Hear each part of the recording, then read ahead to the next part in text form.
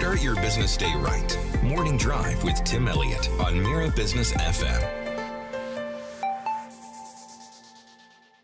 This is Mira Business FM. It's the Morning Drive. Alternative assets right now, and luxury watches are no longer just status symbols. They are, of course, still status symbols, but in the UAE, they're increasingly being treated as financial assets. So Dubai Business is tapping into that trend with a new buyback model. And what it does is it allows owners to unlock cash from high-end timepieces, and then there's an option to buy them back later on. George Flo is the founder of the Heritage Club. That's the company behind what it says is the region's first luxury watch purchase and buyback service. And he's here. Welcome. Good to see you. Good morning. Thank you for having me. Good to have you here, George. I'm fascinated with this because we're seeing this with different levels of alternative assets. The first time I've heard about this with watches. So are we moving into an era where an AP, I'm going to use the right terminology, or a Patek Philippe or a Rolex is just another form of liquid capital? I think that's exactly what it is. I think people are becoming a bit more astute to the fact that they can purchase a watch that they can enjoy, they can admire, for it also to have an inherent secondary residual value that they can capitalize on. So I think it's becoming a lot more commercially aware for, buyers and collectors to know that what they've got on their wrist is ultimately a liquid asset. Well, it is. I mean, you see some amazing watches. Dubai, in particular, there's a great deal of availability. People walking around with a house on their wrist, probably a mansion on their wrist, a Marbella pad on their wrist. So what your buyback service allows owners to unlock cash from their watches. They have an option to buy them back. Why is now the time to introduce this here? I think raising capital in Dubai, with Dubai being such a hub of business, I think is quite difficult. It can be quite rigid. A lot of the methods of raising finance, the traditional methods of finance, often are quite long. They're quite tiresome. We're talking banks, PGs, debentures, drawdown fees. For a solution where someone who can literally come in and within 90 minutes have, additional funds instantly, it's that speed, that solution, that route to market that I think is paramount. You can see it now as well, can't you? I'm looking at the watch that you're wearing today, which is This is Audemars Piguet. Audemars Piguet. This is a Royal Oak Jumbo. Jumbo, right? Okay, so that's an expensive watch. I won't be crass and ask you how much it is, although I am fascinated. But the thing is, these are very widely traded items. The values of watches like that and many others are widely available. So I suppose if you're looking to leverage that value, you know exactly what you're going to get. You could very easily go online and you know what it's worth. Is that kind of the thinking? 100%. Watches are now and have become a universal currency that everyone understands. The residual values and the awareness and knowledge of markets of watches is global. So, and they're very, very easy to ascertain a price, a current market valuation, and buyers today have become a lot more astute. Instead of just buying for the love of the watch or the craftsmanship, they're also buying knowing that it's an asset that potentially can appreciate, but it's also an asset that they can leverage as well. Well, certain models just appreciate, don't they? Not all watches, not all brands appreciate. That's the common misconception. Okay. However, every watch, every brand does have a secondary residual value. Right. So you're never going to get stuck. It's someone once said to me, if you've got a Rolex, you'll never go skint, because you can always cash out wherever you are, anywhere in the world. Because, like I said, it's a currency that everyone understands. I think everybody knows what skint means, but for anybody that doesn't, skint is no cash. No cash. Anyway, I think people know that. So tell me about the buyback model. How does it work, and how much traction are you starting to see? Because you're here, what, six We're here months? 6 months, and we're already custodians in excess of over 10 million AED. So we are super busy. So $2.5 million worth of. Okay. So it's how it works is I wanted to put together a solution that offers speed, transparency, and ultimately, unparalleled levels of service. So a client will make an appointment in the office. It's strictly appointment only for the discretion of our clients. They come in, the watch is valued by, we have a valuation team, and we've also developed state-of-the-art AI technology, which will basically identify the watch from a picture. It will scan the entire internet and find the average retail price. Okay. And then it will make an instant, reduction as to where we want to be when we're buying the watch. Right. So it's all calculated on real-time sort of metrics. So we will agree the terms with the client. They have an option of what's called a 30-day buyback, which means we will buy the watch from the client and offer them a contractual guarantee where we will sell the watch back to them in 30 days. Okay. So super simple. They come in, they make the appointment, the watch will be authenticated. The watch will then be placed into our donut, which is like a watch roll, a watch box, and it will then I love that it's called a donut. Yeah, we call it a donut. Okay. So then it will be placed into a tamper-proof security bag that both the client and I execute. The bag will then be sealed, and then it will be sent off to a 24/7 vault where it will stay under a temperature-controlled environment, CCTV, security, all the rest of it. And it will remain there whilst it's in our custody. And it will only come back when the client phones us to say, gents, I'm ready to come back and reacquire my watch. And at that point, the watch will be delivered to the office, and we will physically open the bag in front of the client, giving them the reassurance and the trust to know that their watch, their prized possession, has been in safekeeping. It hasn't been touched. It hasn't been worn at some beach club or anything like that. They've got complete confidence and, reassurance to know that, the service is elite and, 100% bona fide. Okay.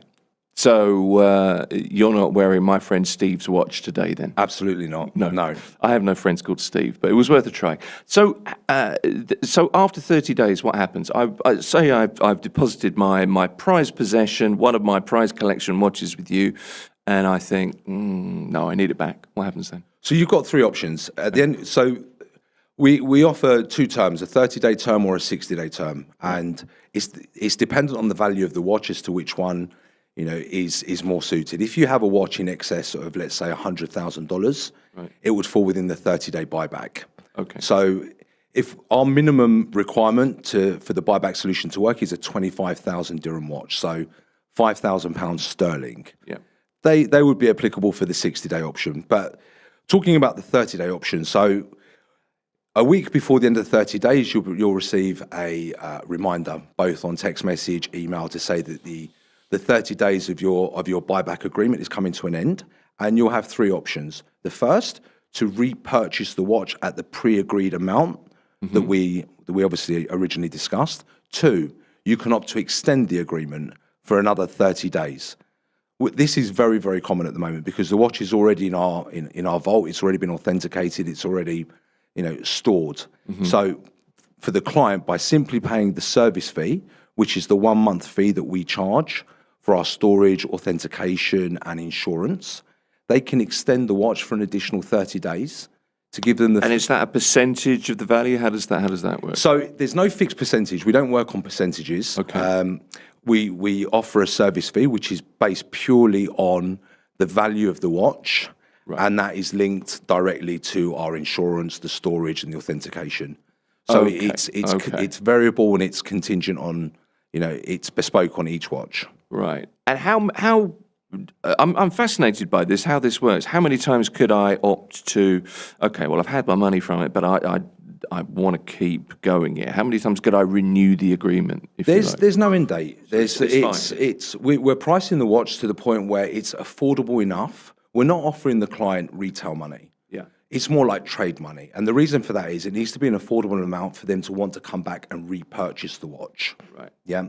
Right. And the watches are, a lot of the watches are not purely just investment pieces. They hold an inherent sentimental value, and the client's going to want them back.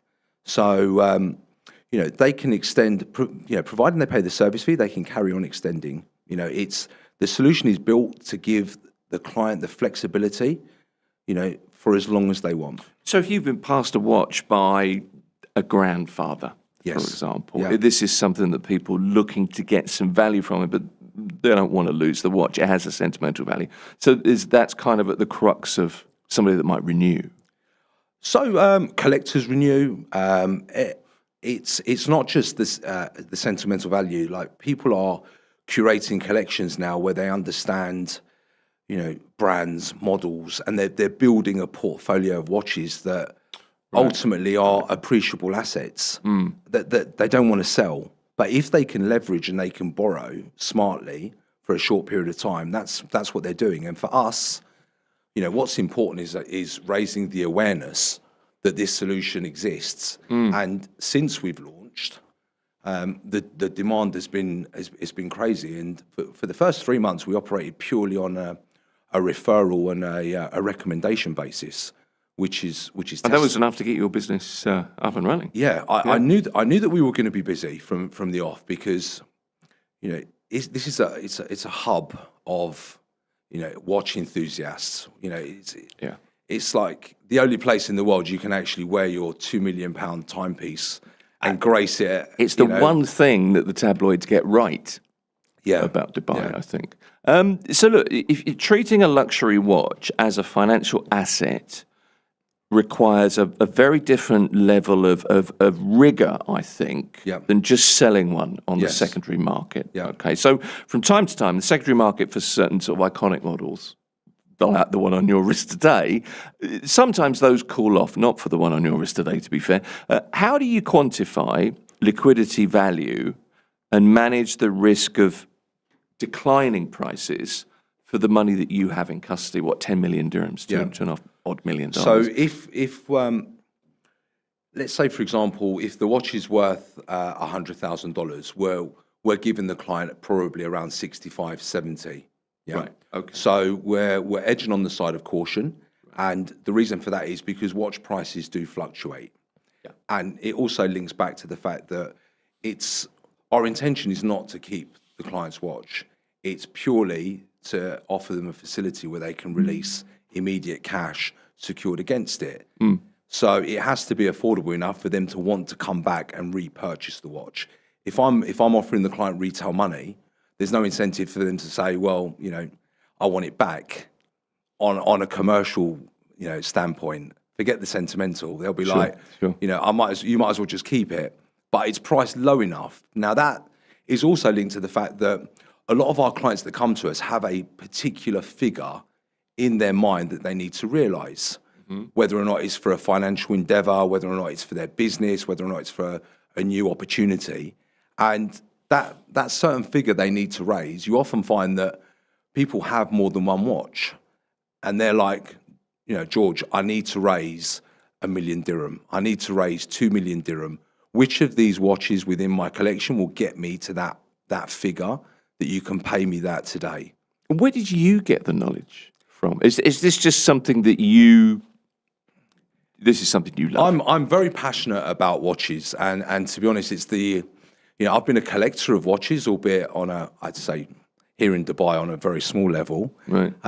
But watches and cars have always been my passion from a young age, and it's just more recently. When I bought out my business partner in a former life, I was in recruitment. Right.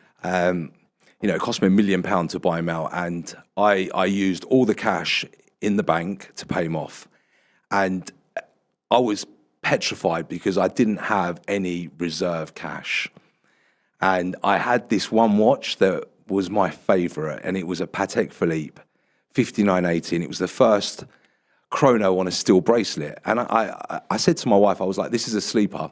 It's going to appreciate massively. And I bought it for... What did your wife say to that? Yeah, sure, George. It's funny. My wife's gone from not knowing anything about watches to all of a sudden like, oh, this is a piece unique. And, she knows all the brands. Surprising. So I bought it for 23,000 and I had an offer just after I bought out my business partner for 40,000.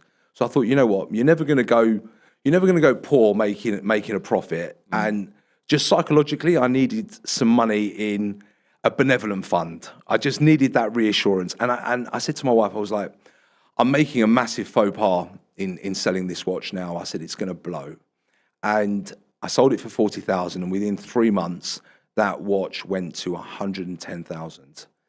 And that's sterling? So yeah, that sterling. Is so 550,000 dirham. And I still kick myself to this day that you don't always have to sell. And up until now, till our solution, people are, the only way that they could liquidate is ultimately selling their watch and cashing out of it, which means not only do you lose the sentimental value, but you also lose the potential uplift that watch can give you. So, you're kind of killing yourself on both fronts. Whereas if you've got a solution there, a flexible solution with complete discretion, with a service where you're in and out in 90 minutes, there's no credit checks, there's no background checks, it doesn't affect your company's scoring, your D&B check, it's completely off the radar, where you're in and out in record speed, paid in either cash, wire or crypto. So any form of payment is doable, and have the flexibility to be able to use your assets smartly, because smart people borrow, they don't, they leverage, they don't sell. And this is the awareness that we are bringing to market, to the point where we have clients that are locals, Emiratis, and they're like, brother, I never knew this existed. This is so good. And I'm like, well, I'm glad you're happy. Like, literally, this is what we're here for. He's like, amazing, and and we have, at our launch party, for example, like I said earlier, we were working purely on a referral basis for the first 3-4 months, and then we did this big launch. Yeah, and we had clients turn up at the event, at the launch party. It wasn't a cloak and dagger. It's nothing. We're not operating in any form of seediness or shadiness. Like someone said to me, "Oh, you're like a glorified pawn shop," and I'm like, well, the biggest. I can see the comparison, but I think there's a fascination with watches and watch collecting. It's maybe a particularly male pursuit. I don't know if that's even reasonable to say, but it strikes me that lots of guys like to collect stuff. Yeah. But there is a fascination with them, and there's a beauty to them. So I can kind of understand that. And there's fundamental differences. Like we're not dealing with distress. We're not dealing with any form of. No, it's a tangible asset. But we're not dealing with people in distress. It's we're not operating behind acrylic glass. We're offering a solution for high net worth individuals that need to capitalize and move very, very quickly. So and also be reassured that they're dealing in a service that's ultimately Rolls Royce, and that's for me the service levels that I want to adhere to. So okay. So in terms of where are you licensed? How does that work? Is there even a license that? So our license is for the buying and selling of watches. Is that what it is? Yeah, that's our license. Okay. So we're buying the watch from the client, and we're offering them a contractual guarantee to sell it back to them at a pre-agreed price. So we are respectful of local legislation, of Sharia law, and I just think it's an idea that hasn't been brought to market before, and this is where we're gaining traction. Okay, there's something I wanted to ask you. I mean, there are things with watches, and you see these kind of antique shows, and if you've got the box and the original receipt, you've got the provenance. If there's an engraving on there that has a specific message, or it's a certain person. That adds value to the watch, I guess. So you're looking at all of those things. It's not just your AI on the internet. There are different methods of establishing provenance, I guess. As well as the app is real-time data. But we also go to the market for live trades amongst our dealer network, which is global. So in a nutshell, the more accompanying material that you have with the watch, the greater the value it's worth in both the secondary market and its residual sort of. So box papers, warranty card, even receipt of purchase all add to the value. With that said, we take even watches that are naked, and naked refers to the watch literally coming off the wrist with no associated paperwork or boxes. The only difference is you're going to lose roughly 20 to 25% of what you would have got if it had a full set. It has that much of an effect? It has, because the reassurance for us is for every watch that we buy, and with every client, we CID check them as well. And we also check the global database for lost and stolen, and also for insurance fraud, to ensure that the watches are 100% clean. Okay. So in addition to that as well, we would also, we have links at the manufacturers. So we will speak to Rolex, we will speak to AP, we will speak to Richard Mille, and just double check, because we are not just the stolen and all the rest of it, but we're also so close to China, where I've seen some fakes come through that has scared the life out of me. I was going to ask you about fakes and these super clones and authentic AAA replica master clones, to the point where I had a dealer come to me and the watch was box fresh. I'd offered to pay him $450,000 for this one watch. He's gone, where do I sign? I was like, relax. I said, we're not in a rush. I said, have a coffee. I said, we're going to get the watch authenticated. Okay. Now, we have a watchmaker who's a seasoned veteran of 30 years, as well as an authenticator as well, two very different things. And they will appraise our watches. So it's a thorough autopsy of the watch, where they look at the mechanism, they look at the mounting of the diamonds, they'll look at everything, to ensure its provenance. And I said to my boy in the office, Luke, I was like, the guy turned up, he had the box, he had the holdall, he had the massive case, like the watch still had the stickers on it. And I said, well, we're wasting our money getting this authenticated. Now, for me to authenticate a Richard Mille watch cost me 5,000 dirham to authenticate one watch. Okay. But if I'm buying a watch for $450,000, it's worth me being double safe. Yeah. Now, what I also did as well, doing my due diligence, there's a secret number behind the balance wheel on Richard Mille watches. I took that number and I contacted my representative at Richard Mille, and I confirmed that number was true to what they had on the system. So I had very little doubt that the watch was indeed genuine. Yeah. So we're getting it authenticated, and my authenticator says to me, "G, walk away from this watch." I said, "What?" He says, "Walk away." I said, "You can't just tell me walk away." I said, "It's $450,000. I thought that was watchman speak there for a minute, but it's normal speak. Yeah, I was like, I can't walk away from it. I want to make this client happy. Yeah. He's a big guy, like a very prolific profile in Dubai. And he says to me, the watch isn't right. I said, you need to give me a bit more than that. I said, I've got to go back to him and tell him that there's no deal. And for our insurance, we have to have every watch authenticated.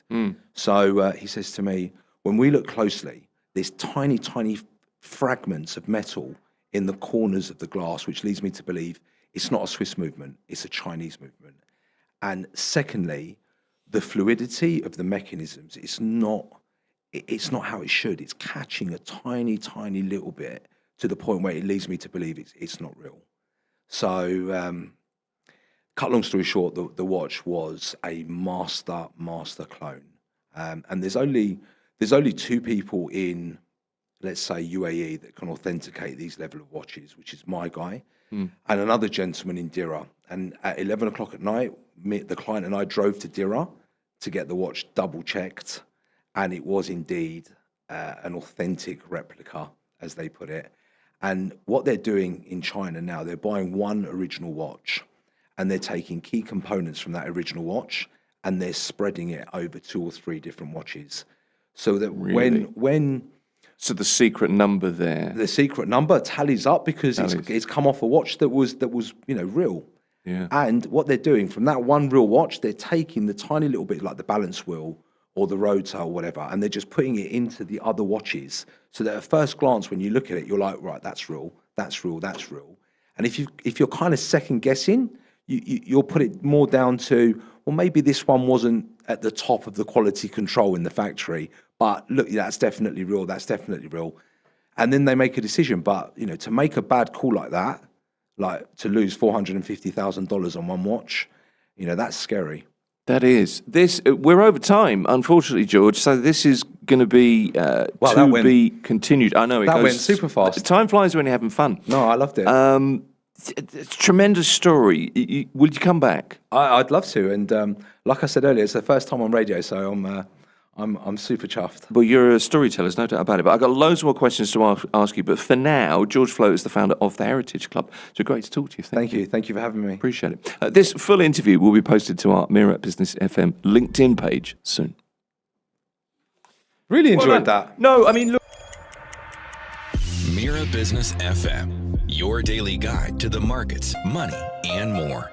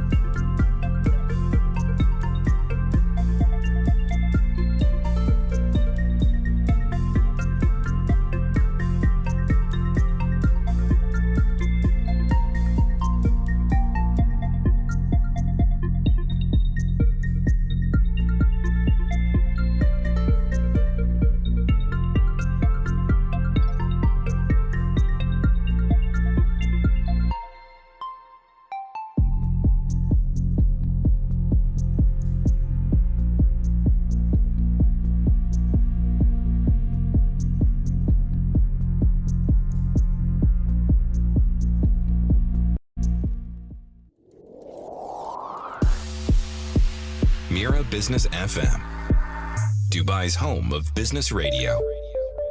This is Scale or Fail. It's Mira Business FM. It's the morning drive. We're talking climate media and whether there is a scalable business in making environmental stories more engaging, more, fresher for the likes of you and me. The Carbon Current is a Dubai-founded independent platform covering, and I quote, climate, nature, food, science, and innovation through fresh, human-focused journalism. And Rachel Redfern is the editor-in-chief, and she's here. It's good to meet you. Oh, thank you so much for having me on. I am excited and thrilled by your hair.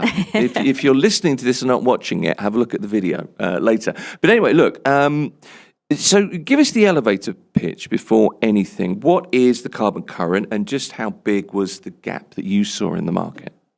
So, kind of as you said earlier, the Carbon Current is an independent media platform solely focused on climate change. Yeah. We're founded here in the UAE, and so we are very focused on MENA region stories. However, we do have a global audience. We are aiming, also for some stories within the global south and also internationally. Yeah. We've got 3 sections currently that we're focused on. We've got a features section, which is going to be long reads, deep dives, traditional journalism. We've got a Big Voices, which is hot takes, think pieces, op-eds. And we also have the Climate Wine, which is all about the way that climate change is changing the way that you eat and the way that you drink. And honestly, in the UAE, climate change is here. It's happening. Yeah. And there are some interesting kind of media publications dealing with it, but in very specific ways. You have the Ethicalist doing sustainable lifestyle. You have ESG MENA, which is very corporate focused, but nobody really doing a traditional journalism or something that's very story led, which is where we wanted to sit. So we've kind of gone back maybe to a slightly more traditional format in some ways with our journalism and the op-eds we want to publish. Old school. A little old school. Yeah, no, well, I kind of think everything like this moves in cycles anyway, so maybe it's time that we go back to old school. Maybe there's a need for it as well. What was it about Dubai that was right for this? Well, there's been a couple of things that have kind of come up as we've been working, on developing the platform here in Dubai. One is that as a female entrepreneur, or just as an entrepreneur, the support system here and the network and the ecosystem is incredible. The support for female entrepreneurs since we've launched has been unreal. People aren't gatekeeping. People are supportive. They want to collaborate. They want to know more. They're excited to work with us. It's incredible. And similarly, just also in terms of the opportunity, we see a lot of scaling back happening in the Western media market. We've seen the loss of the local and the regional newsroom out there. Yeah. We're seeing so much loss, even in the legacy brands, right? They're shrinking, they're closing down climate desks, all these things. NPR just closed down its climate desk, I think 2 weeks ago. NPR's practically closed down. I know. Unfortunately. We're losing so much of it. Yeah.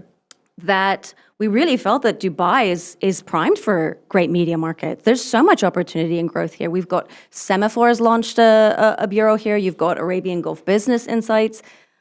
The UAE is becoming a leader of the global south, and it's a great place to launch and to build out great, strong journalism. So you're from California? Yes. Right. So did you come from California to here to do this? What was the journey from where you were to where you are? Oh, that's such a very long story. That's a little bit winding. I've actually lived abroad for most of my adult life. I've lived in Korea, the UK, South Africa, and actually I was an English teacher for a really long time. Okay. I worked at the university level doing rhetoric and composition, and then I worked actually with high school students as an English teacher, and then realized that where I'd always really had an interest was in the editorial world. And I had really come into climate activism a lot later in life, much more towards like my late 20s. And then it really took over my writing and my work. And so I've been working in the climate industry as a climate journalist for about 5 years now. But it just seemed like the time was right to launch. It's a passion project, isn't it? It is absolutely a passion project. Okay. So climate content is very often associated with doom and gloom. That's a lot of the time. That's how it's presented, I guess. But you're trying to change that, like, to an extent. How do you do that? Well, I don't mean to sound negative. No.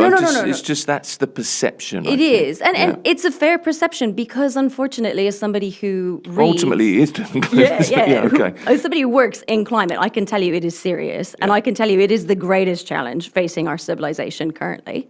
Yeah.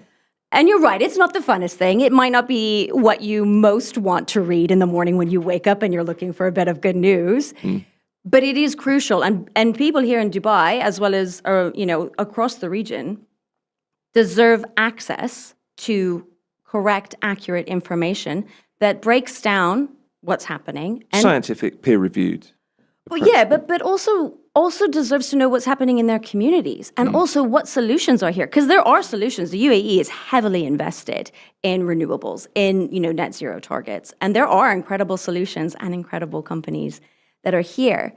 But one of the things we wanted to do is that we wanted it to feel really accessible, really engaging, and really relevant. So you might notice that actually with quite a few of our stories, we've used really classic tools of storytelling. We want it to feel really immersive. You're going to have imagery, setting, place.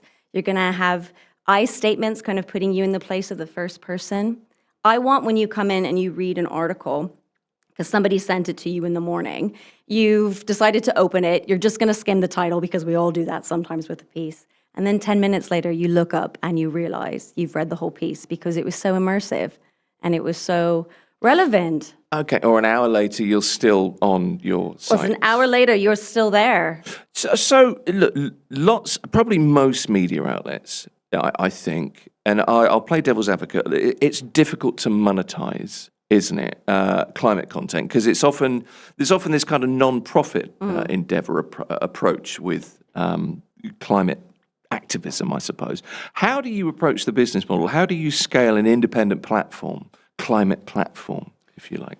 This is a really good question, and one that's been obviously on our minds quite a bit, right? How do we stay independent editorially for something that can be controversial or that can be something that needs independence in order to be objective, but also how do we eat and pay our staff, which we also have to do. Sure. But there are examples, I think, of incredible climate media who have done it. There's Imagine 5, there's Grist, there's Manga Bay News.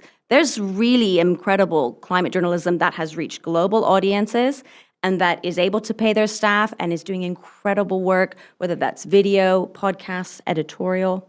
So for us, we, at this point, are really trying hard to be a lean, mean, strong team with a great audience.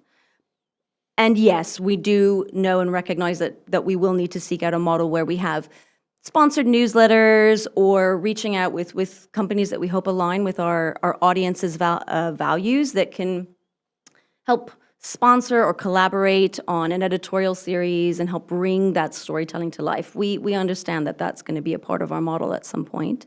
Okay. We're also hoping to do lots of events actually in the future as well, because there is a climate industry here. There is a climate community. And we think sustainable wine nights, farm to table nights, climate industry networking can be a really great place as well to bring people in together and again, kind of have that be a part of our business model. I think there's a changing narrative here as well, isn't there, to an extent? Tell me if I'm wrong, but I always feel as though, the big energy companies have in the past been seen as the villains. But I think that's genuinely, to an extent, started to change. That there is a more sustainable approach, first of all. There are government initiatives that mandate that. I think it's not rolled back completely, but there's certainly more awareness and certainly more responsibility, I think. Is that fair? Am I over-egging that a little bit? I hope that that's the case. I think especially now with the Maybe it is more hope, actually. Maybe, but I mean, I do think now with the current situation, we're going to see a massive shift in energy markets anyway, because energy sovereignty is huge, and nothing's coming between you and a solar panel except, maybe a really overcast day. And I think there's a lot of people that are going to look for diversification in their energy solutions and are absolutely going to be looking to renewables to be a major part of that, because they aren't reliant on the Strait of Hormuz. Yeah. which is true, right?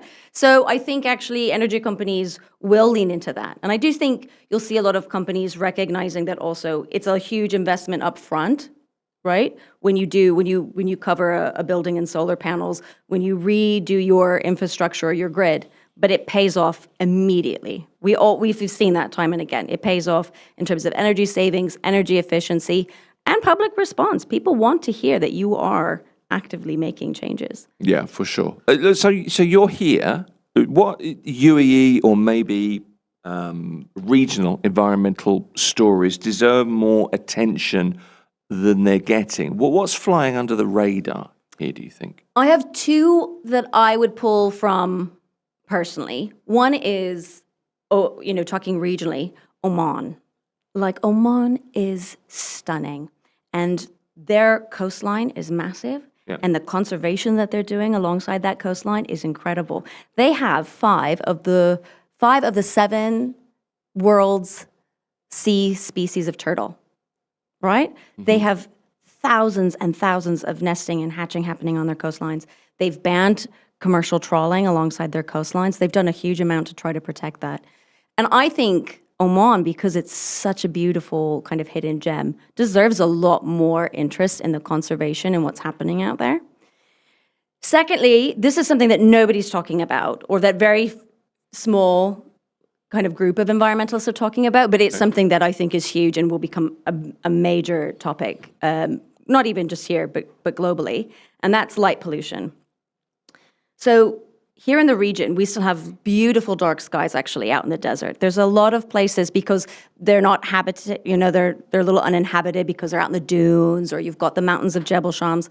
There's not a lot of people out there, and you have beautiful dark skies. Now, as light pollution increases with big cities, LED lights, all these kind of things, we are starting to understand the incredible negative impacts that happen when we have light pollution. The amount of damage done to pollinators. Moths are a huge pollinator. They are not pollinating at night if they're flying around your porch light. Makes a lot of sense. Those bats, those birds, so many animals, their behaviors, their reproduction, their feeding habits are all impacted by light pollution. And it's become increasingly apparent that this is something actually that we need to be safeguarding and that we need to be talking about a lot more. And the UAE, Abu Dhabi's been sort of playing with some regulations recently on their light pollution. Oman already has dark sky reserves. Jebel Shams is a dark sky reserve. It has really strong regulations about how much light can be up there. Mm-hmm. And this is really important. It's important for human health. It's important for wildlife habitats. It's important for our food systems because of pollinators. And I think this is going to be something that becomes a bigger conversation. As we see satellites, as we see Reflect Orbital, as we see all of these companies and startups start trying to populate our night skies a lot more with satellites. It's not something I thought we'd be talking about this morning, but it's fascinating. How are businesses changing the way they communicate sustainability? What are businesses getting wrong about their sustainability communications? Obviously, first off, greenwashing, and I'm just going to say it. Sustainability is a buzzword, and I'm kind of tired of hearing about it. Like, everybody puts sustainability in front of everything, and not everything can be sustainable. And I think consumers are pretty savvy these days, and they know, okay, you've done your World Earth Day April post, but it's pretty performative. It's a little bit... Yeah, we know. Okay. Yeah. And we know that maybe it's not sincere, it's... You're not really a sustainable company just because you use paper straws. I mean, there are a lot of other aspects to actually truly being a climate or eco-conscious company. Yeah. However, transparency and accountability. People are really, really responsive to that. So if you show me, we've done our carbon accounting and we've realized that we have failed the mark. We're not achieving where we wanted to be. And these are our 5-year strategies for how we're going to get there. I love that as a consumer. You've been honest, you're holding yourself accountable, and you're committed to making change. And you've been really wide open with me. I am far more likely to go with you as a company because of your honesty and your transparency. And I think, the UAE actually just recently, in May 31st, settled their carbon reporting requirements for all businesses, right? You've got to do it now. You've got to have CSR, you've got to have a carbon accounting, and you have to have a plan for how you're going to improve. And that's massive, right? They are mandating it. And I actually hope a lot of companies share what they find. And I hope that they take that on because I'm interested. I want to know what you're actually doing. And that to me feels far more real because nobody can be perfectly sustainable.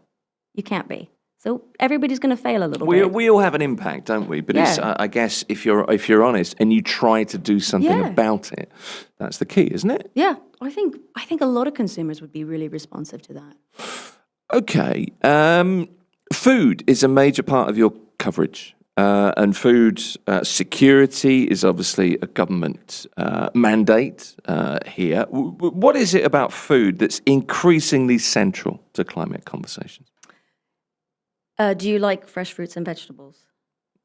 On occasion. Yeah. Then it's been known. Then anybody needs to care about climate change. Yeah. And again, this goes back. I mean, we have this really dark joke in climate circles, which is that the world's food systems rely on a healthy 6 inches of topsoil, and that's really true.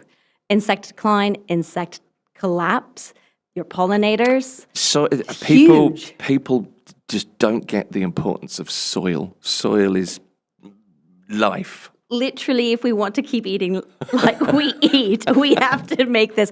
And insect decline, it's hit 40%. Last time when you were a kid and you drove down the highway, how many bugs were on your windscreen? I've never counted them, but I take your point. Yeah, but now, actually, 40% less. It's very true. Which is true. And here's the thing. Do you know how much that apple is going to cost when the farmer has to hire a team to come in and pollinate his orchard? Bees are doing it for free. Yeah. You know? So it's going to change economies. It's going to change food access. You like coffee? You like chocolate? Climate change. That's changing the way and where those products can even be produced. What do you say to climate deniers? What's the argument against people? It's just a load of nonsense. It's not real. It's not happening. What do you say to people that say that? Because I have these arguments with my father, who is just no. That's all made up, and I'm like, it's really not, Dad. Yeah. But it's. How do you argue it? I usually try to use a relevant example. So here in the UAE, I'd be like, 2 years ago, there were some floods. Maybe you remember the floods that took out people's cars. And they were pretty epic floods, yeah. And went all over the region. That's climate change. It's here. It's on your doorstep. And I mean, I come from the United States, where climate denial is still very much a part of the political discourse. I usually do try to bring in some good examples, some things that I've seen, as a traveler, I've noticed this and it's really impacted these people over here, and try to kind of start that conversation with compassion. And then if they still don't get it, I make a joke and I recommend they don't buy any property near the coast. Okay. I don't know if that's helpful. People ever listen? Sometimes, some people I've seen actually a change, I think when you access like the conversation in terms of stewardship, because there's a lot of people who are like, but we live here, and whether that's your faith or your religion or your community, we know we need to be good stewards of where we live, right? You like taking your walk, and you like to have access to those things, and those things won't be here if we don't take care of them. I want to go back to greenwashing a little bit, or to people who do greenwash and what they can do to not greenwash. So if there's a founder of a company, maybe listening to this or even watching this, wants to know how to talk about being innovative from a sustainability, a green way, what's your best piece of advice? Is it just to be upfront, to be honest, to admit when you make mistakes? Is that the best way to do it? I think I do think, there's an incredible company called Intrepid Travel. They are the world's largest B Corp, certified B Corp adventure travel company in the world. And I had a really interesting conversation with their head of climate and climate accounting. And she was so honest that they had kind of missed the mark in some of their early accounting for what they wanted.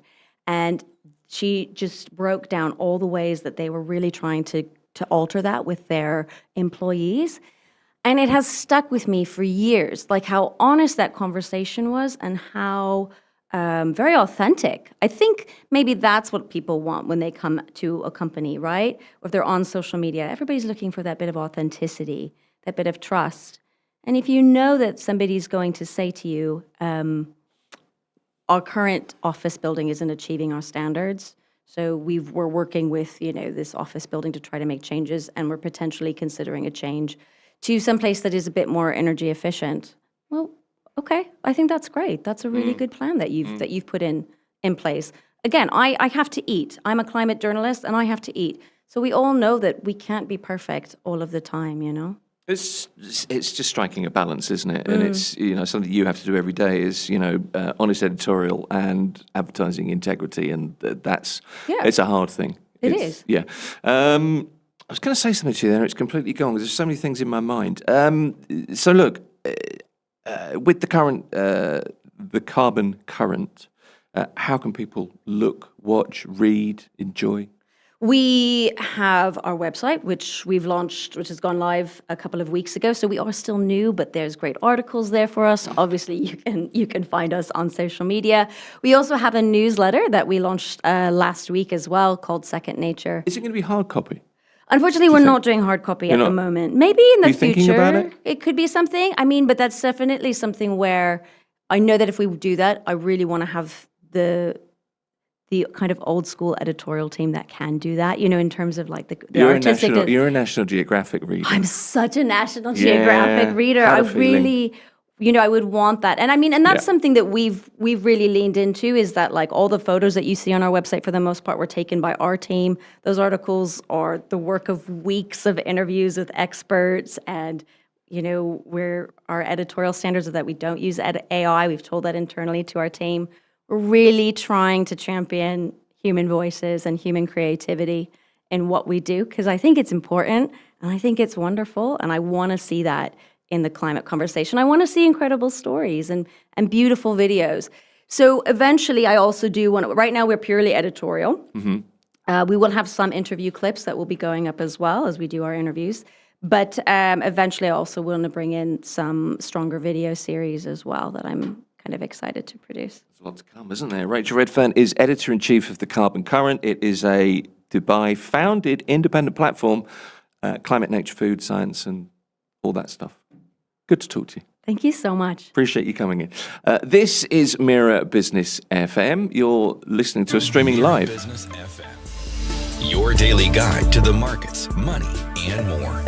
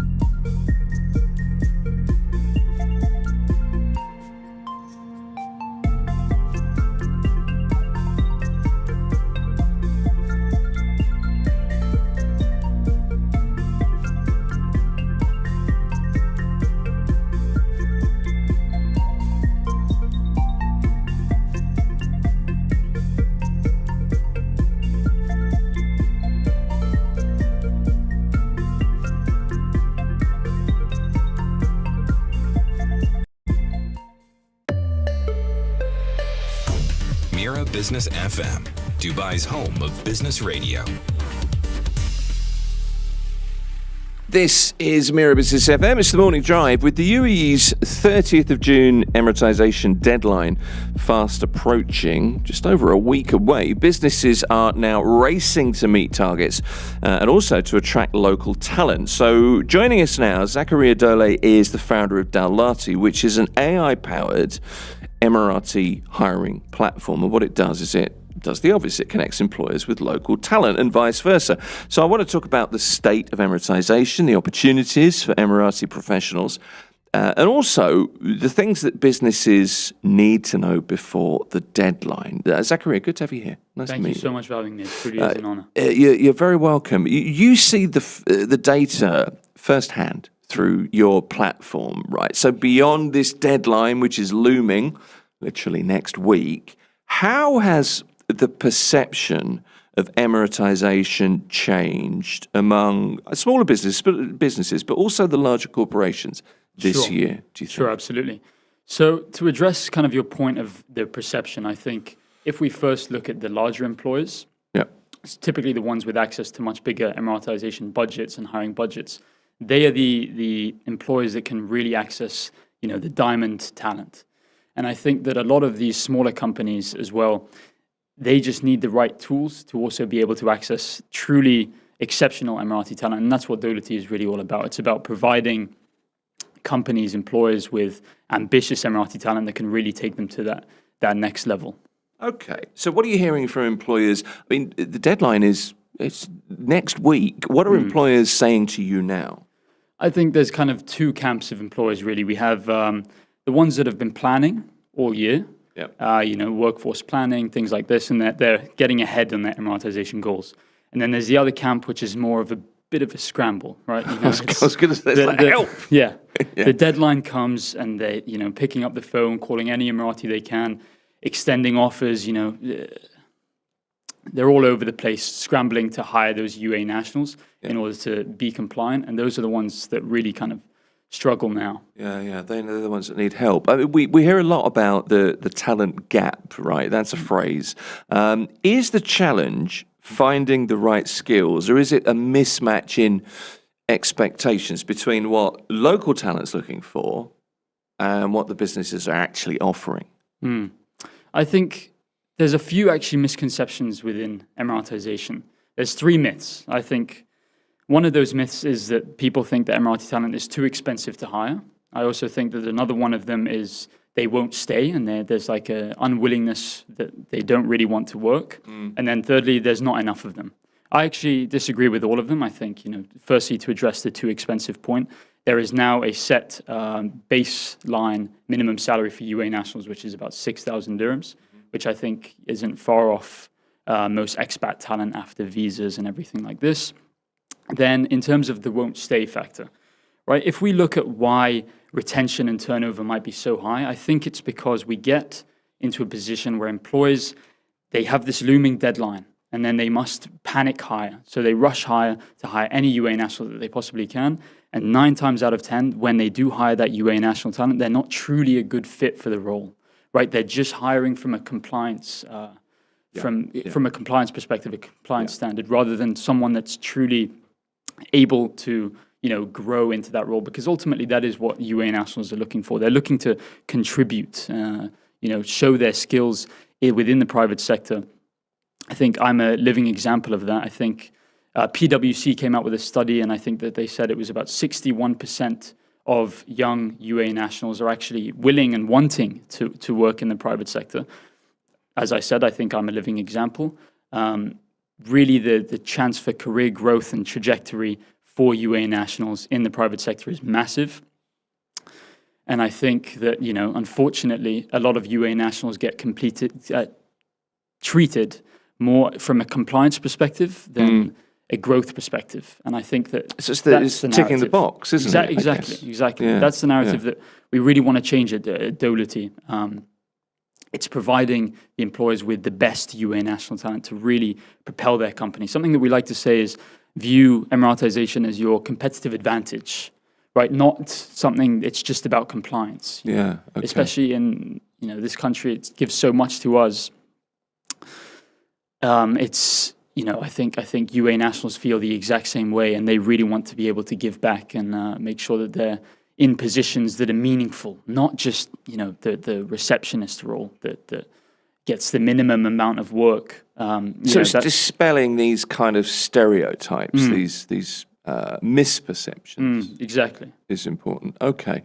How prepared is the private sector now compared to the previous kind of Emiratisation? Well, let's call them target periods, for want of a better phrase. But how much better is it? Better? I would say it's far more mature than a few years ago. Obviously, Emiratisation has come into effect for quite a few years now. The market has grown completely upwards. We have 152,000 Emiratis currently in the private sector, employed by 29,000 companies. And this new frontier is the 20 to 49 size company SMEs also being part of this Emiratisation mandate now as well. So I think the mindset has shifted faster than kind of the tools and the machinery to really support that mandate. Okay. I'm interested in the misconceptions. I think I said misperceptions. That should be a word as well. What are the biggest misconceptions businesses still have about hiring Emirati talent? What do you see every day? What do your friends, say to you? Yeah, as I was saying before, I think it's still those three. It's too expensive. They won't stay. And maybe there's not enough UAE national talent to actually fill the quota. But I think the supply side is definitely there. There's enough ambitious UAE nationals, but it's just the discovery. The gap is discovery in finding that talent. That's the disconnect. Right. You mentioned there, make Emiratisation, your kind of your USP, like a business advantage. But do you think companies are beginning to view Emiratisation in that way, or is it still, to many, it's kind of ticking the box, it's a compliance thing, we've got to do it? How is that changing? I would say we're kind of at the frontier of change, but I do believe that most companies are still somewhat in compliance mode. The advantage framing is where the market is going. I think, the early movers are definitely getting there, and there are some truly exceptional examples with exceptional Emiratis working in those companies. And I think that that's the broader narrative that's being built now, but it's on its way up. Okay. What are the sectors that are making the strongest progress in attracting, but also, the key is retaining the talent? Who's doing well? So I think we see a lot of success in, the banking and financial sectors. Within Dolati itself, we actually cover a massive range of industries. We see real estate, finance, IT, education, healthcare, and there's also a big push now to hire UAE nationals specifically in the healthcare sector. So, that will be interesting.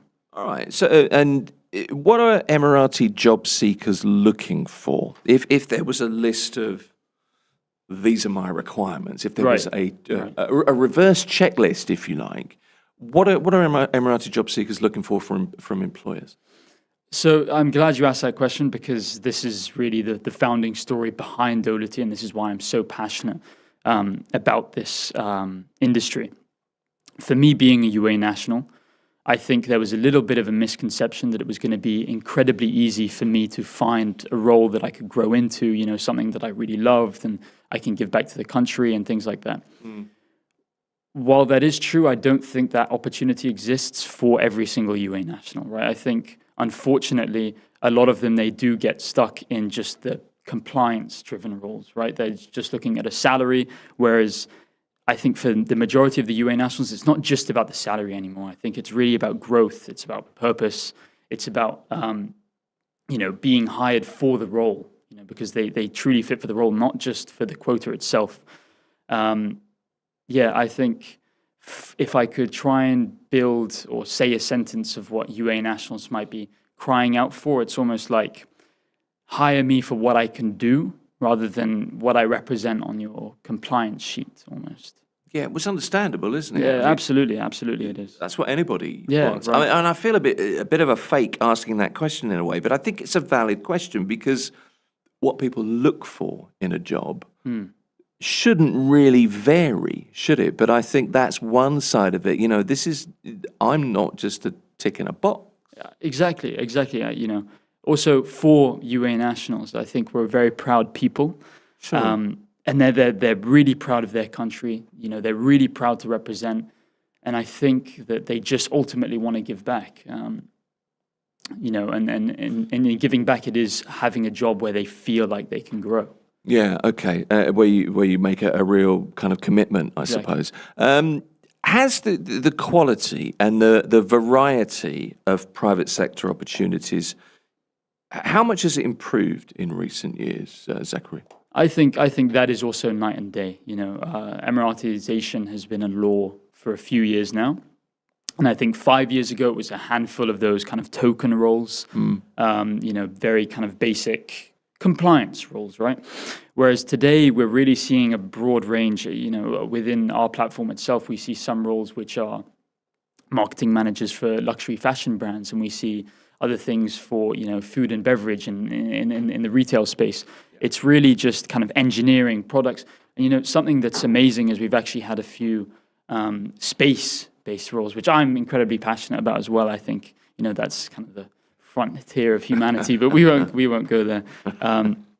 Engineering, products, finance, space, as I said, the spread is very real, and I think it is growing. Obviously, there's an element of, well, of course that's the case, because there's obviously an increased amount of Emiratisation as a requirement. I think I know that now we sit in about a 10% Emiratisation requirement for companies over 50 skilled employees working in their companies. So the amount of roles that kind of have had to be brought into this pool for UAE national talents has also grown. Right. What are the challenges for businesses? Let's put the other hat on for a moment. What challenges do businesses face when it comes to recruiting local talent? So I think you kind of have four main key ones. The first one is being discovery, right? So traditional channels, I think, are really quite slow for employers to find talent that's actually a great fit. Right. Part of the founding story actually is when I was in university, I was looking around online for potential job opportunities once I graduated, and it was a little bit of a disarray, right? There was a big disconnect between the roles that I was seeing, whether that was on different job platforms, and a lot of job platforms that are actually utilized for Emiratisation, for example, LinkedIn, is not curated around UAE nationals or nationalization specifically, right? So you have employers posting roles and hundreds of non-UAE nationals applying for these positions. So these poor talent acquisition managers spend hours just. The first job is filtering through who. The filtering is the thing, isn't it? Exactly. So discovery is definitely one of them. Speed, I think, is another, because that discovery process takes so long. It's reported within our own kind of internal systems that hiring a UAE national takes typically about 2 to 3 months, or 1 to 3. It really ranges, or it's about how much access you have to those resources. But when you have a mandate, you really need to be able to hire that UAE national talent quickly. So on Dolity, we've seen companies be able to actually hire 8 UAE nationals in just 2 weeks. That was one of our kind of first big testimonials that really was a light bulb moment for me and made me feel like a lot of the work that we're doing is actually worth it. Would also say that retention is a big challenge. As we mentioned before, a lot of these compliance roles, it's not actually a good fit for the UAE national. They're actually not very satisfied because there's not much growth for them. And then they decide to actually turn over and change roles. And then another one, as I was kind of talking about earlier, is the verification element. So a lot of a lot of non-UAE nationals apply for the UAE national specific roles. And what actually happens sometimes is there is such an influx of non-UAE nationals to the UAE national specific roles that then, your diamond Emiratis are actually missed because there's so much noise. We hear this from recruiters all the time that, people just think, well, I'll give it a go. But you're not an Emirati. Why would you apply for a role that specifically says Emirati or whatever specific criteria? Oh, well, you never know. But you end up missing potentially missing the right person, don't you? Is there enough Emirati talent available to meet, the demand? I think definitely. This is a myth that we're super passionate about busting at Dolity. So within our launch, which was about 6 months ago now at the Tawdeef Career Fair in Abu Dhabi, which is a Emirati-specific career fair, we've grown to about 6,000 UAE nationals within our platform today. I think what companies are saying is we can't find them. It usually actually means we don't really have the right infrastructure and the right tools to find those candidates, because a lot of a lot of employers, like I mentioned earlier, they're complaining about not being able to find UAE nationals. And where are they looking? On LinkedIn, right? Where LinkedIn is not the home of the UAE nationals, really. Right. It's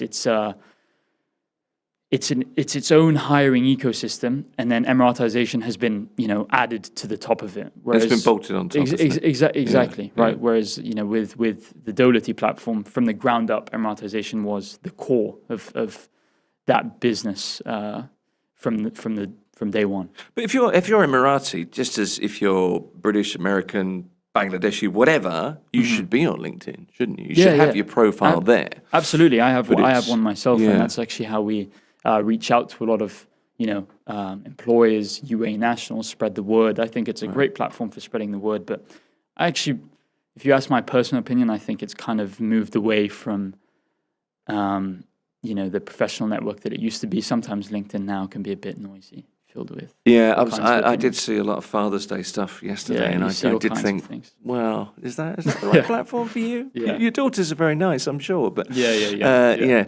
Let me ask you about AI as a matchmaker, and about how AI and I suppose tech as well can help, because Dolity you use AI to facilitate connections, right? So in a process that has got kind of traditionally relied on networking, word of mouth, how does an AI-powered approach improve the quality of the hire, rather than just, obviously, it's faster? Sure. So before I answer that question, I just kind of want to mention one point. I think, alhamdulillah, the UAE runs and spearheads so much technological and kind of urban advancements. My question before starting Dolity was, why can't we use that same, spearhead philosophy to guide the tools that we use to actually hire the UAE nationals, right? Okay.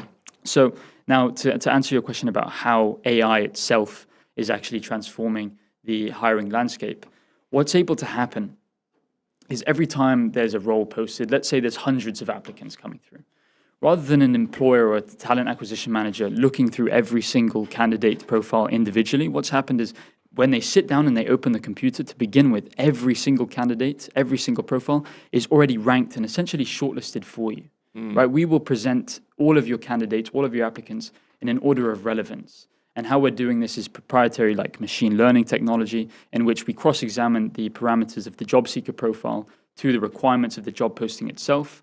And then we can create what we call a matchability score. And then using that matchability score, we present it not only to the job seekers themselves when they're actually applying to these roles, but also the employers. And now what's great about this kind of two-sided AI scoring is the job seekers are actually applying to roles that are truly a good fit for them. And that's also what the employers are seeing, right? So by facilitating this match on both ends, you really get like a broader kind of ecosystem of AI connectivity and relevant hiring. Okay. What is it? I don't know if this is going to be any different from what you've already said, but I'm interested because AI is this, it's this whole new frontier for most of us.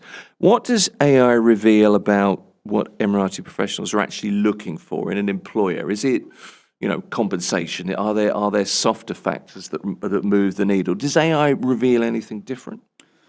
I think that actually, a lot of people, they often think it's all about the salary, whereas it's actually about, I've seen a lot of compelling packages. Just by having a compelling package, you get quite a lot of traction in attracting that UAE national talent, It's also the banner, isn't it? It's the lights. Yeah. Exactly. It's also about kind of career growth. I've seen roles that I find super interesting, which, to be honest, if I wasn't building this company myself, I think I would have loved to apply for them, because I do think that they're very interesting. Open to work. Yeah, right. Exactly. Yeah, right. Exactly. myself being a job seeker on the application, just obviously the founder of the company, obviously I'll have a profile on it. I have seen and been matched with a lot of roles, and I'm like, wow, that's a really cool role, which is, for me, it's super positive. And these are roles that what's happening is it's looking at my work experience, right? And it's recommending my skills and my work experience to different roles that exist within that platform. Yep. And some of them can be, based off of your skills. So sometimes you can have maybe a potentially wacky suggestion, but actually when you read between the lines, it is really quite a good fit because we're using that, semantic AI scoring to source. Okay. So it's a good way. It's a good way of finding it. It actually aids, doesn't it, in finding that diamond in the rough, right? I suppose. 100%. Yeah, and matching. For businesses scrambling to meet June the 30th, the deadline, there's a temptation, I guess, as people scramble to take shortcuts. So what would your advice be to a CEO, a founder, somebody running a business who's focused purely on compliance? What are they risking by ignoring the kind of retention side of the equation? By ignoring the retention side of the equation, I think, because Emiratisation is checked semi-annually, what's going to happen is, they rush hire, they do all of this, and then as soon as that second compliance window comes up, which will be in December, obviously now we're in the June window, they're just going to run into the exact same issue. So it will be a fundamentally core kind of broken problem that they're going to keep running into until they truly fix the problem at its heart. Something that I like to think about is, would you ever hire someone that's actually not a good fit for a role? Let's say if they weren't a UAE national? It's a really good question. I mean, it should be, shouldn't it? Just the right person for that particular role at that time. Exactly right. Exactly. You wouldn't see it in a non-UAE national. I don't know. It's not that difficult, is it? No, it really isn't. It really isn't. Especially with the tools that are out there now. We're out of time, unfortunately. Zakaria Dola is the founder of Dolati, which is an AI-powered Emirati hiring platform. The deadline is June the 30th, so if you're scrambling, should have started earlier. Yeah. It'd be good to talk to you, Zakaria. Thank you very much. I really appreciate it. Don't forget to like and subscribe. This is Mira Business FM. Mira Business FM, Dubai's home of business radio.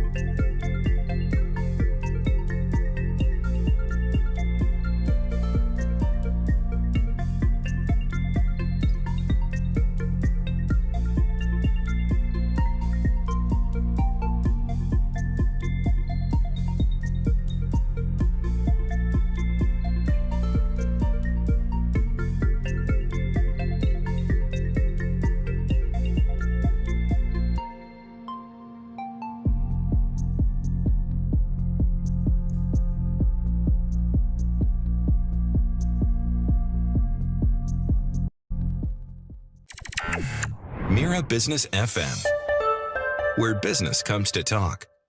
This is Mira Business FM. It's the morning drive. The UAE has announced a ban on social media access for children under the age of 15. It happened last week, and it's a move that could reshape the way brands market, they advertise and connect with young consumers.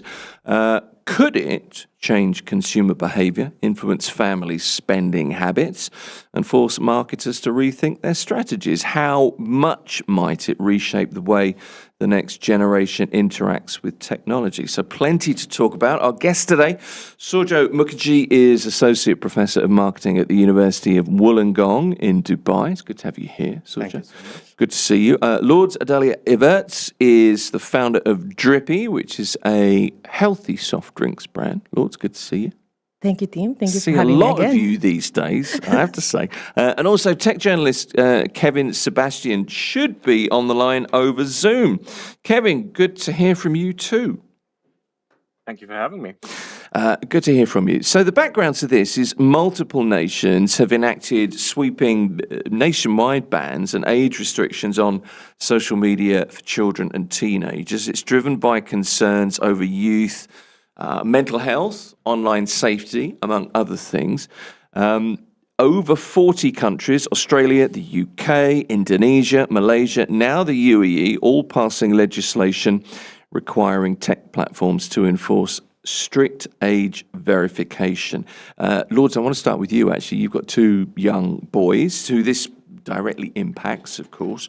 When did you introduce social media to your two boys, and what kinds of parental controls do you have? Yeah, for me, being a parent, as a mom of 9 and 11 years old, I mean, as they grow, they always have the access to, let's say, iPads. I mean, most of the parents have that. But I think with the social media, it's something that we try to limit even from the beginning. Maybe they access using our account, because definitely they cannot open their own account.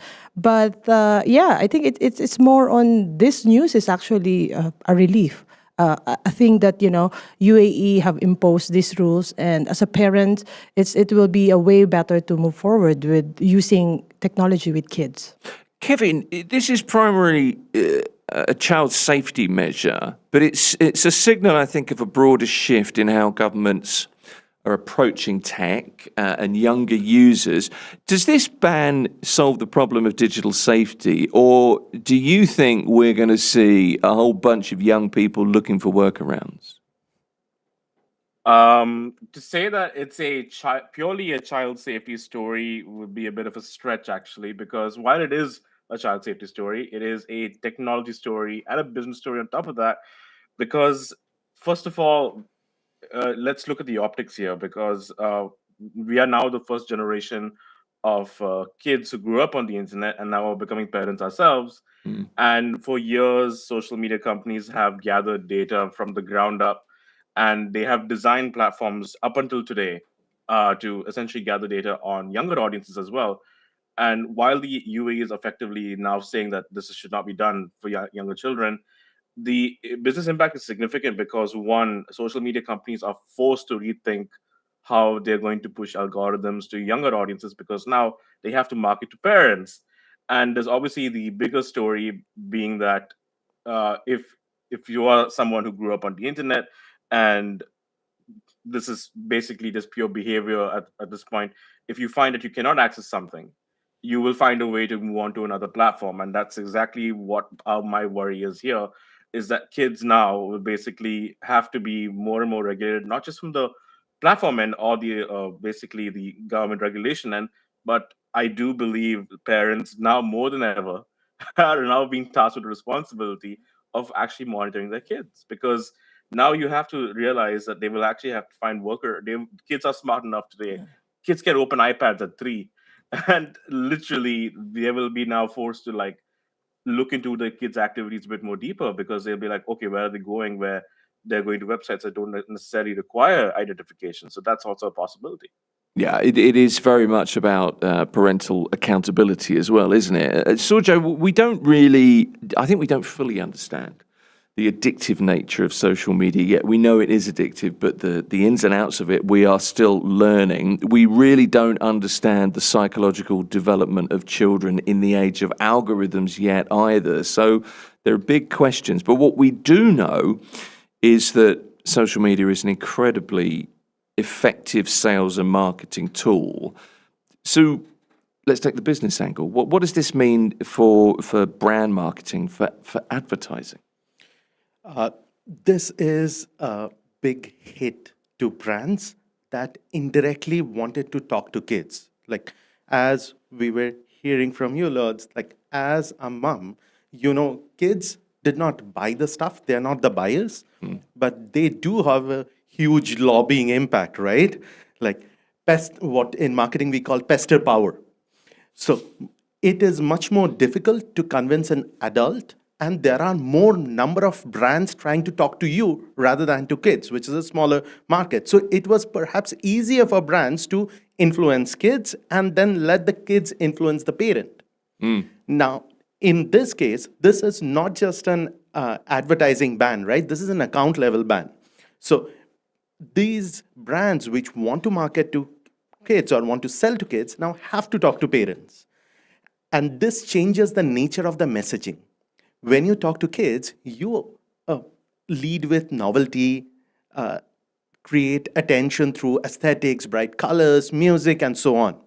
Whereas with parents, the game will move to trust, right? If you're buying something for your kids, you are always worried about, is this the right thing for my kids? Is it safe for my kids? So it is not just a change in target, it's also the change in messaging, how brands position themselves. So a lot of brands will now completely need to rethink how they approach it. The budget won't vanish, of course. No. But they will be relocated to different media and also to different kinds of messaging, different kinds of positioning.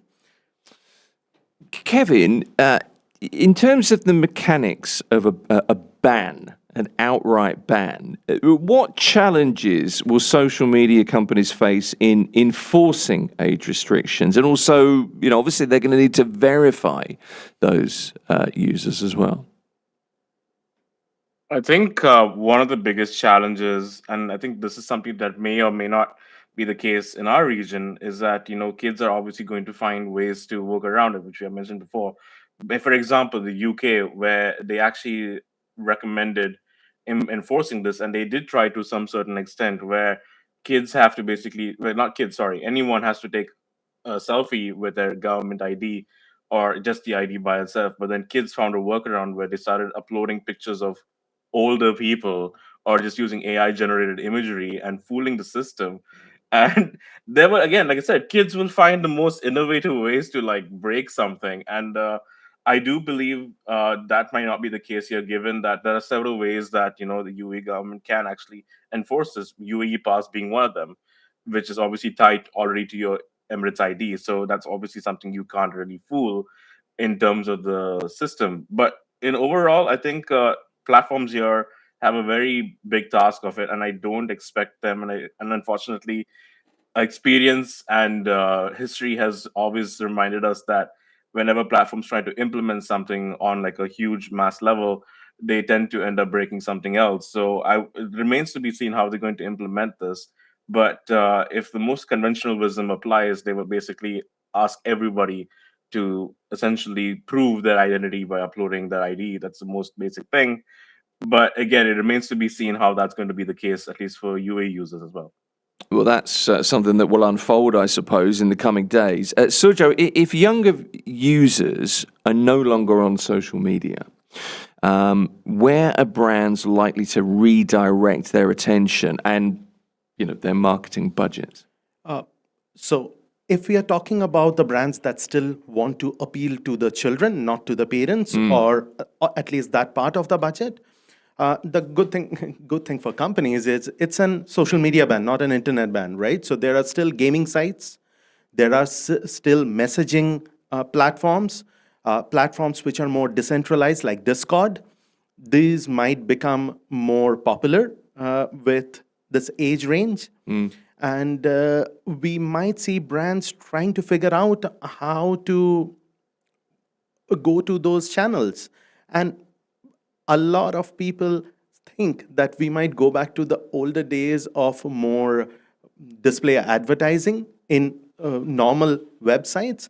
The difficulty with that is going to be it is going to get harder to measure the direct ROI, the return on investment on this digital spending, which was much easier to track on the social platforms. I remember those old days of banner ads. Oh, those were the days. Which industries or businesses are most exposed to the change, do you think? These are industries which, for example, like toys, for example, like fast food with animated characters. These are kind of products, and more than industries, within industries, the kind of products that appeal to the joy, the pleasure, the fun aspect of it.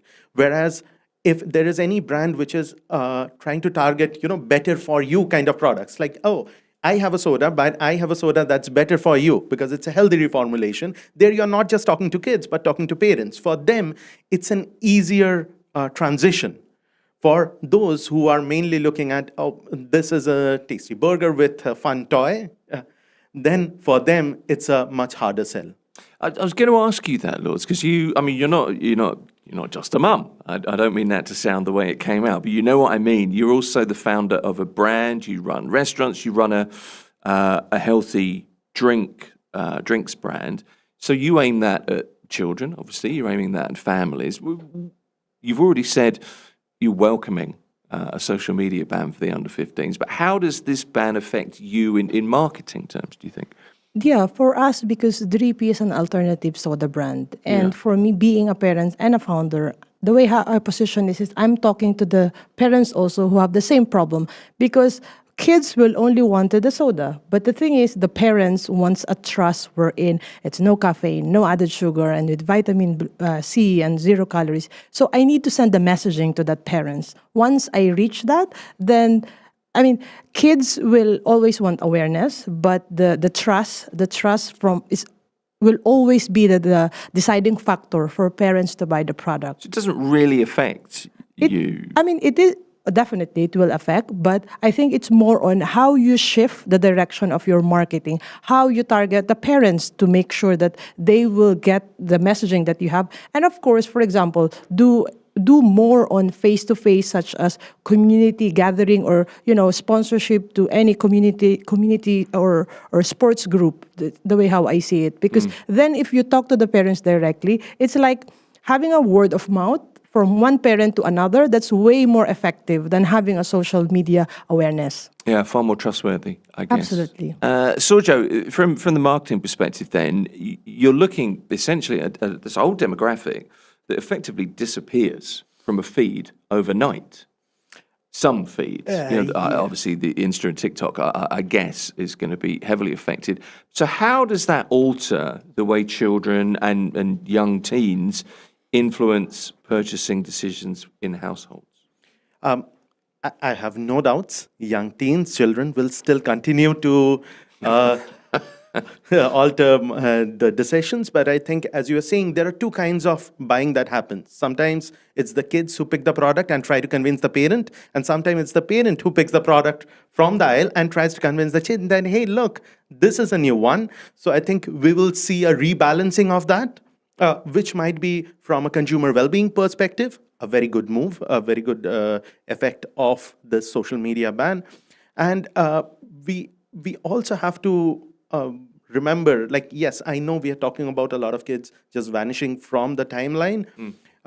There was, in 1980s, an advertising ban that was launched for commercial products, launched in Quebec, that you can't target directly to children. Now, why I bring up that example is research has shown that ban really changed behavior of Francophone families, but not Anglophone families, because their media consumption habit was different. Now, UAE is an expat-heavy market, right? So in UAE, we will see the ban come in effect, and there will be also the effect of the ban on behavioral targeting of children. But a lot of these kids might be exposed to media in other countries when they go back, when they spend time with their families over the summer and all.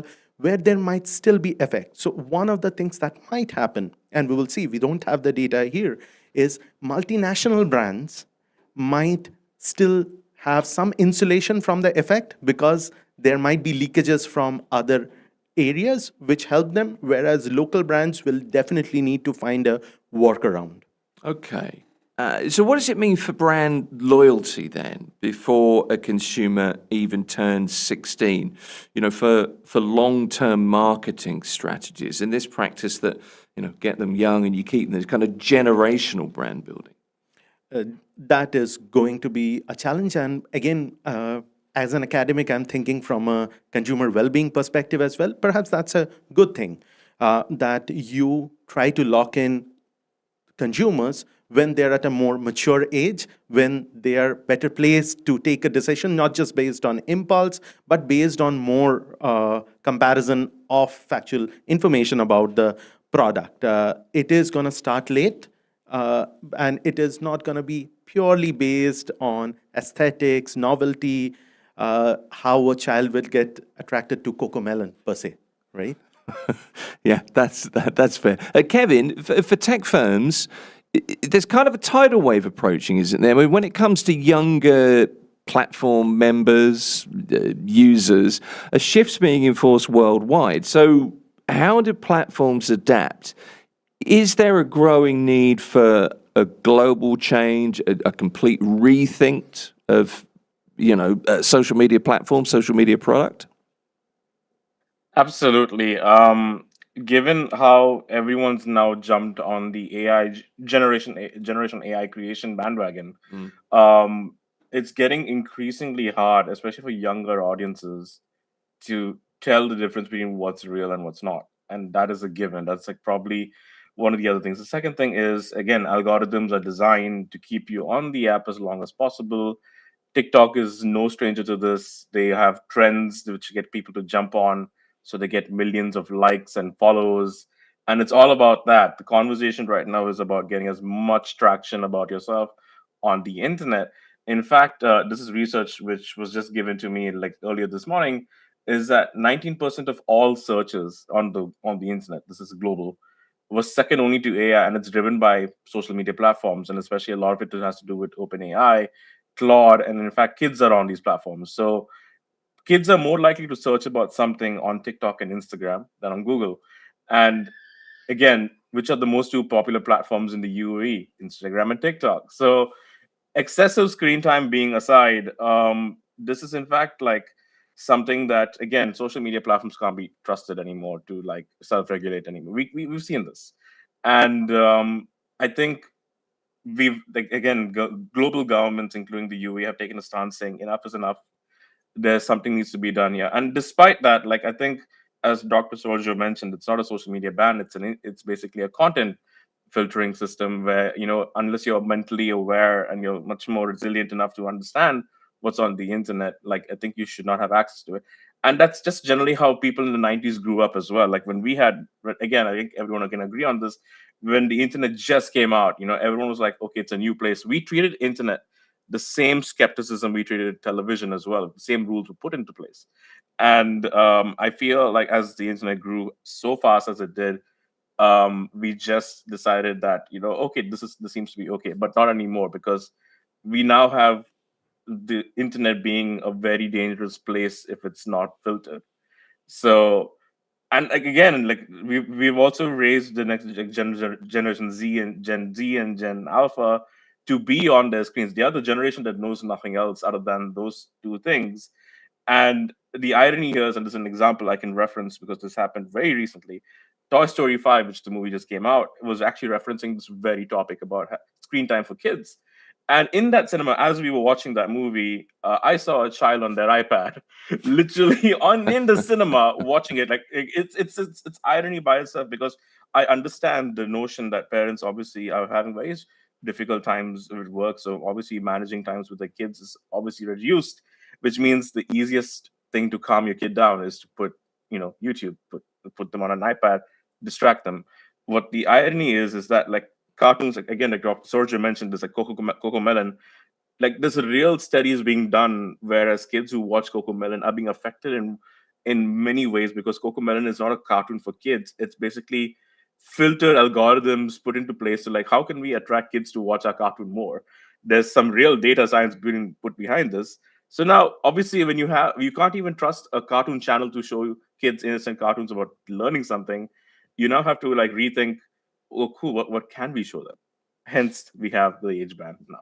Okay, so healthy skepticism is back and it's necessary. So this is a ban that's enforced in a number of countries. We're trying to stress how important it is that parents become more of a part of the marketing funnel, so that brands won't be able to get to younger audiences online. There are some lessons that we're learning from Australia, I think, Surjo. What can we learn from what's happened in other countries that have introduced similar restrictions so far? So, if we compare the UAE legislation, because it's a very comprehensive account level ban, I think the Australia one is the only one that comes close or comparable. It came into effect at the beginning of the year, right? So, till now, what we have seen is this migration of the target population in gaming sites, in other messaging sites, because we have to remember this ban is pretty comprehensive. It includes YouTube as well, which, if you ask most people about which is the social media platform, and that's not the first thing that comes to their mind. We don't have a lot of data on behavioral change in terms of consumption changes among children till now, because it has hardly been 6 months. But the good thing is, the UAE law, as I understand, has a 1-year transition period before its implementation. And we will already have the data from Australia, which will come out after 1 year of implementation, which is due in December. So that perhaps will be the only concrete data point, rather than just, we are wondering what will happen. That can help UAE businesses to get prepared better. There's a 12-month kind of almost waiting period, and essentially this is about age verification. Correct. In the first instance. But I guess the point of this is to see what happens down the road with the data that is gathered. Correct. One of the things, as I said, we are definitely going to see is simply there are some products, a 15 or 16-year-old is going to use more than anybody else, right? So this is, for example, certain kind of mobile games and all. So even if behavioral targeting is not allowed, you can simply, these companies can simply redirect their ad budgets there and know that, most of our target audience is going to see this. It is hardly very few adults are playing games such as those. So a lot of consumer research will go in right now in identifying those alternative avenues, with games and messaging services being the first two. There is an opportunity, consumer research at the moment. I suppose that's going to come into play. Lourdes, as a founder, how does this change the way you think about growth? The more you sort of digest this conversation, you're obviously thinking about the ban as well. You use social media, I guess, to promote the things that you do. You referenced this as well, and I think that's interesting. If you've got a healthier brand, you, I suppose, are pushed in the direction of doing more things through sports events or schools or community partnerships. Is that going to be about the focus? Yeah, absolutely. I mean, the way how I see it is the marketing of 3P will go towards a community-driven partnership and to have more exposure with the parents and the kids as well. Because like what I said, social media can really just create an awareness, or just a 10 seconds video will always be just there. But once they see the product, once they see what do we have, then, parents will really trust it, and, they can buy it from... I guess, for you, it's kind of different because you have to try it, don't you? It's a different kind of approach. Surjo, when you think about brands and growth, what marketing channels might be more important now? Who's going to benefit from this? I think I completely agree with Lourdes that offline channels will regain focus, Now, one of the things, it is not just for marketing to kids, but in general, in UAE, performance marketing has become very popular, very important because it gives very quick return on investment, right, to marketers. And from that, if you go to offline channels, you can't measure with the same level of precision about exactly which dollar brought you what sales. And when you talk about this community partnerships and all, these being long-term trust, these build your brand over the long term. So you might need to get, if you're a business owner, you might need to get comfortable with this, again, perhaps a traditional old school way of doing brand marketing and being patient to certain extent to see the returns flowing in. I mean, it's interesting you say that, and I mean, I can see the benefits, but I guess for a lot of people, that's seen as going backwards. That's, well, why on earth would I be old school? I want to move forwards with my brand. I need to break new frontiers. Yes, of course.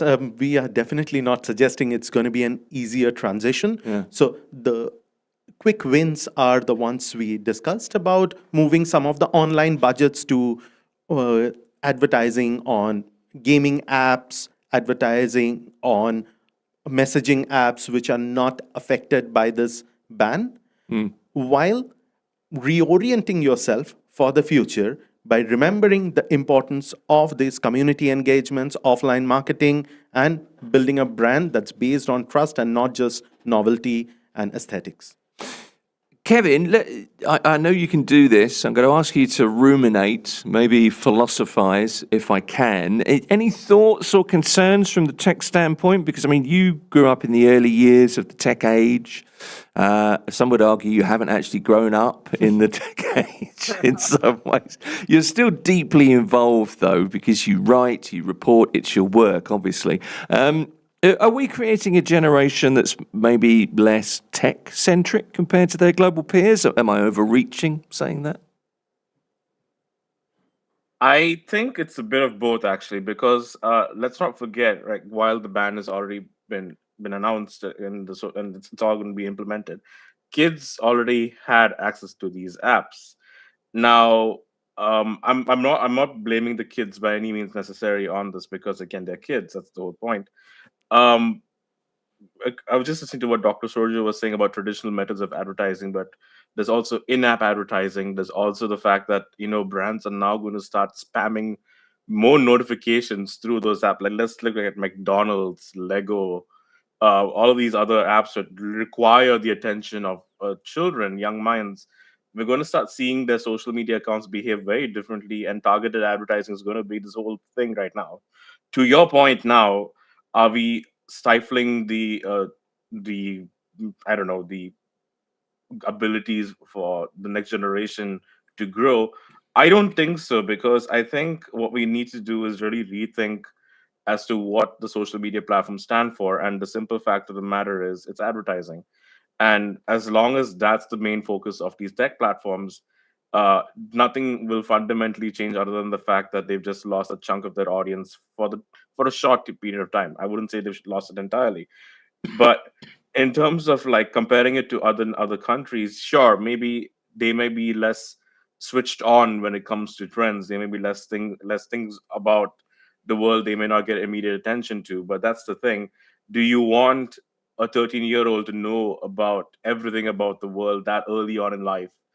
And do you want them to lose a bit of their innocence in the process? And I think that's like a very deep question we need to start asking. And I think more than anything, and especially now, given how social media affects the world on a very conscious mental level, I do think that it is the need of the hour for social media platforms to be regulated. And if they can't do the job themselves, then I think the task will now be put on to parents. Which is why, funny enough, like we wouldn't be in the situation if we were not proactive about it. Like, let's look at antivirus software, for example. Every antivirus software, like Kaspersky, for example, has parental mode. It has it has parental lock. The computers that you buy now, Windows 11, has parental controls. YouTube has kids mode. They know what they're doing. They know that, oh, hey, by the way, some of this content may not be safe for kids, so we're giving you the option here. But that also absolves them from the responsibility as well. So they've already made the admission that the internet is not a safe place. And since we know this already as a fact, and now it's put into law, like now people are like realizing it very hard, long look, like, oh, I as a parent, I really need to look into what my kids are doing on the internet, and at least trust them that they're doing it safely and responsibly. A government can only do so much. It's down to parents in the end, isn't it? So, Lords, we need, don't we, that our children are tech native. That's important. It's a skill that is necessary. So, encouraging that is sensible to a point, but we need to protect them. As well, and it's not just. I think we're kind of demonizing advertising and marketing to an extent. There are other issues at play here online.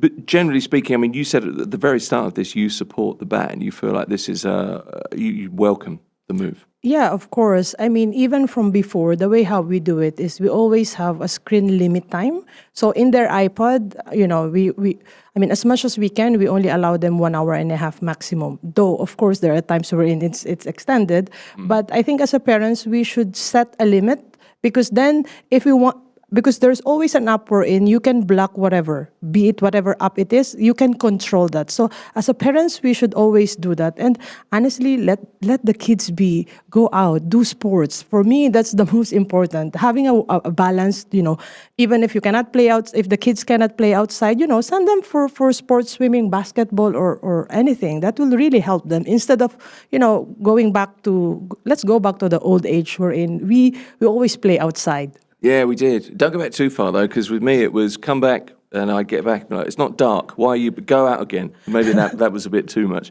Surjo, how do you see family spending habits? I mean, traditionally influenced by children's social media usage, certainly in the last 5 or 10 years. But how do you see spending habits for families changing? Again, looking at past data from where these bans have been implemented, and in most cases where earlier advertising bans have been in place, it was about fast food, toys, and those kind of products. Yeah. We have seen 14 to 15% decrease in spending among that target population in different markets. For example, in fast foods, again, going back to the Quebec example, and in other markets also within a ballpark of that figure. But generally what we see is, yes, there is a reduction in spending in the short term, but over time, because the overall market also is growing, right? And as I think one of us said, that the ban only protects those children till they're 15. Above 15, they get back. In 16, 17, there are certain restrictions. So it's not like we are missing the market completely. So slowly, there is an immediate reduction. And over time, we see that going back towards the baseline. Last question is for you, Kevin. Do you think that this move by the authorities in the UAE might set a precedent for the rest of the GCC? Absolutely. I do think that once, again, families talk, and families obviously cross boundaries. And I do think that once this comes into effect, and it does play out the way we all think it will play out, I think other GCC countries will take a long, hard look at how their children are being raised on the internet as well. And I do expect, if not a complete, exact regulation being put into place, something similar will prop up. And I think this is also not just limited to the GCC, but also to the wider Middle East as well. Again, because of the nature of how the regions are very similar in terms of the way they moderate the internet, I do think that this may pick up faster than slower. So funny enough, I do expect Saudi Arabia to follow suit immediately, and then the other regions one after the other, just to see the success that kids are no longer being influenced heavily by what they watch on the internet. So that I do think that's going to be the case. The story is that the UAE has announced a ban on social media access for children under 15. Our guest this morning at Mira Business FM, tech journalist Kevin Sebastian. Kevin, always good to have you on. Thank you. Appreciate it. Thank you very much. We've also had Surjo Mukherjee, who is Associate Professor of Marketing at the University of Wollongong here in Dubai. Surjo, thank you for coming in. Thank you so much. Appreciate it. And Lords, Adalia Everts is the founder of Drippy, which is a healthy soda. Thank you. Among other things. Good to see you, Lords. Appreciate you being here. This is Mira Business FM. Like and subscribe. Mira Business FM. The sound of success.